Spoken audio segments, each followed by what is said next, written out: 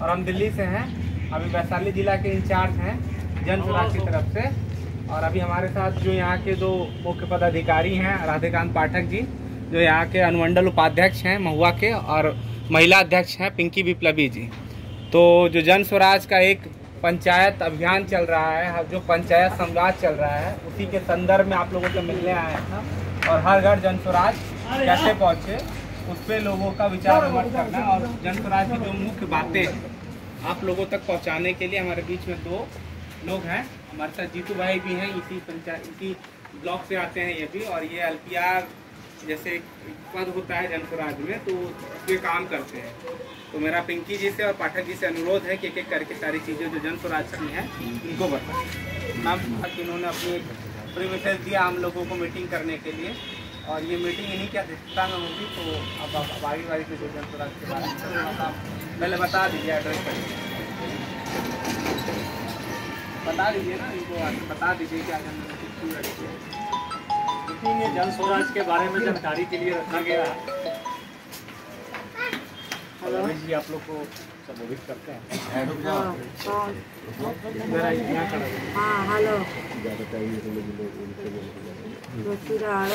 सबसे पहले पंकज भाई अध्यक्ष जी को नमस्कार करती हूँ और पूरे भाई बहन को मेरा प्रणाम। और मैं यहाँ आई हूँ कि जन स्वराज की एक मुहिम चल रही है। जो जन स्वराज के बारे में इनकी जो समाज के बीच में जहाँ तक जन स्वराज के बारे में कोई लोग नहीं जान रहे तो वहाँ घर घर तक कहीं छूट न जाए किसी घर में जन स्वराज के बारे में। इसलिए हम लोग हर पंचायत हर गांव में जाने का प्रयास कर रहे हो, आज पहुँच भी रहे हो कि जन स्वराज जो एक मुहिम चल रहा है तो समाज के बीच में ये बतलाना है हम लोगों का कि इतना दिन से जो राजनीतिक बहुत सारी पार्टियां हैं ने कुछ समाज के लिए किया नहीं, जो भी किए हैं वो सब लोगों की नज़र में है क्या हो रहा है क्या नहीं हो रहा है। लेकिन अभी जो प्रशांत भाई आए हैं, प्रशांत जी बहुत अच्छे जो लेके आए हैं, सोच इनकी है 5 चीज़ लाना है। युवाओं को पलायन बंद, जो बिहार से बाहर दूसरे स्टेट में काम करने जाते हैं वो उनको बंद करना है। अपने बिहार में 10 से 15 हज़ार की वो यहीं पे व्यवस्था किया जाएगा ताकि हमारे नौजवान दूसरे राज्य में काम करने नहीं जाते। 10 से 15 हज़ार में दूसरे राज्य में काम करने के लिए देता है तो उनको रूम रेंट भी देना होता है, उसमें उनको आधा पैसा समझिए कि खर्च हो जाता है। और बहुत आ जाइए ना भैया, छोड़ माँ बाप के भी छोड़ के अपने परिवार बच्चों के छोड़ के दूसरे राज्य में काम करना होता है। बहुत सारे कठिनाइयाँ भी झेलना होता है उन लोगों के। तो प्रशांत जी कहना है कि 10 से 15 हज़ार की व्यवस्था अपने बिहार में कर दिया जाए तो कितना अच्छा होगा। इनका कहना है कि ये हम बिहार में करेंगे। और दूसरा है जो 60 साल से ऊपर जो उम्र हो गए हैं तो इन्हें जो उनको देना है, जो अभी की सरकार जो दे रही है 400 रुपया, इतनी महंगाई में 400 से कुछ नहीं होना। इनका कहना है कि मैं 2000 दूंगा। और तीसरा है जो महिलाएं जो अपना रोजगार चाहती है तो इनके लिए इनकी सरकार आएगी तो 4% सालाना पर उनको दिया जाएगा कारोबार करने के लिए। और चौथा है जो विश्व स्तरीय शिक्षा, जो शिक्षा के लिए हमारे जिनके पास में पैसे हैं उन बच्चों को अपने दूसरे राज्य में भेजते हैं कोटा वगैरह पढ़ने के लिए, इनकी सारी व्यवस्था बिहार में किया जाएगा। और 5वां है जो अभी हमारे सभी भाई बहन बैठ के मैं किसान पर बात हम लोग चर्चा कर रहे थे कि किसान की माने कितनी परेशानियां होती हैं। इनका कहना है प्रधान जी का कि किसान की खेती की कमाई में बेहतर कमाई कैसे हो, इसके लिए मजदूर जो दिया जाएगा उस मजदूर को किसान भाई को पैसा नहीं देना है। मनरेगा में जो मजदूर को अभी आप लोग के मालूम है कि कैसे लूट खसोट चल रहा है, जो पैसा तो दिए काम करे ना करे, लेकिन उसके जो दलाल होते हैं क्या जो मानिए वो क्या करते हैं उनके अकाउंट पर भेज देते हैं, फिर उनके अकाउंट से निकलवा के अपने पॉकेट गर्म कर लेते हैं, आपको देते नहीं है। ये जो भ्रष्ट जो चल रहा है तो इनको ठीक करने के लिए इनकी सोच है कि हम अपने बिहार में जो किसान खेती करते हैं उनकी बहुत सारी दिक्कतें होती हैं अपने जीवन जीने में, अपने बच्चों को पढ़ाने में, उनके बच्चे के शादी ब्याह करने में, घर द्वार। तो जब तक किसान के दशा सुधरेगा नहीं तो उनका परिवार खुश होगा नहीं।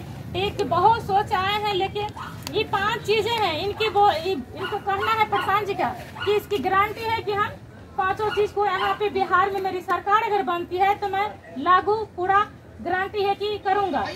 और है बहुत सारी बात है कि कोई लोग से मैंने छुपा हुआ नहीं है। हम लोग 78 साल हो गया देश के आज़ादी मिली हुई, लेकिन अभी तक हम लोग आज़ाद नहीं है। कहीं न कहीं हम लोग आपस में ही, जैसे मान लिया कि 4 भाई हैं, चारों भाई में हम लोग विभिन्न पार्टियों में बटे हुए हैं। विकास के रास्ते विकास आइए दिनेश जी, हम लोग खोजते नहीं है, जात में बटे हुए हैं, धर्म में बटे हुए हैं, इसी आधार पर हम लोग वोट भी कर लेते हैं। लेकिन सभी बैठिए 2 मिनट हम लोग विकास के रास्ता नहीं खोजते हैं कि हमको क्या होना चाहिए। हम वोट डालने भी जाते हैं तो डालते हैं तो हमको चाहिए क्या? अरे भाई वोट डालते हैं तो यहाँ नौजवान जो है उनको रोजगार चाहिए ना। किसान भाई हमारे हैं जो खेती करते हैं, तो सरकार की काम है ना कि किसान को खुशहाल कैसे रखा जाए। तो अभी तो इससे पहले तो आपको मालूम है कि किसान हमारे भाई जब बैठे हुए थे तो आपको यूपी में जो मंत्री की बेटा क्या से कौन चीज से उनका कलेजा तोड़ते हैं, बुलडोजर रोक देते हैं। तो ये सब कहानी छुपा हुआ नहीं है, फिर भी उनको बचा लिया जाता है। लेकिन इस तरह की देश में हमारे राजनीति चल रही है, लेकिन कब हमारे देश के लोग, कब हमारे बिहार के लोग सोचेंगे? दूसरे राज्य में है कि 5 से 10 साल किसी को रुकने देते हैं।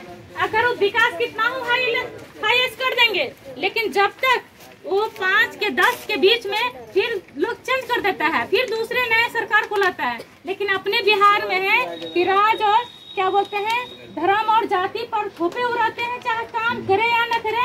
आप हम कहते हैं खाना पर चल रही है, मार भी खा लीजिएगा, अगला आदमी पैसा थमा देगा तो आपको मार भी खा लीजिएगा और डांट के भगा भी देगा, केस भी नहीं देगा।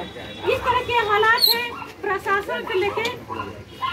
आप कहते हैं कि खेत के जो रसीद कटाने जाते हैं उसमें कितना मैंने घूस चल रहा है, मैंने एक आवासीय बनाने चाहिए, उसमें क्या हो रहा है कि सारी तकलीफें तो हमारे बिहार के लोगों के।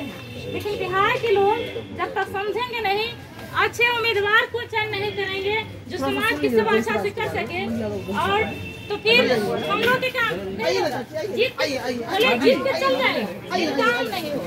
अभी भी तो जीत के जाइए रहा, लेकिन काम नहीं हो रहा। आपको आएगा होली मुबारक देने, आपको ईद मुबारक देने, लेकिन पर भाई मेरे काम नहीं करेगा। वैसा व्यक्ति को चुनिए जो आपके बीच रहने वाला हो,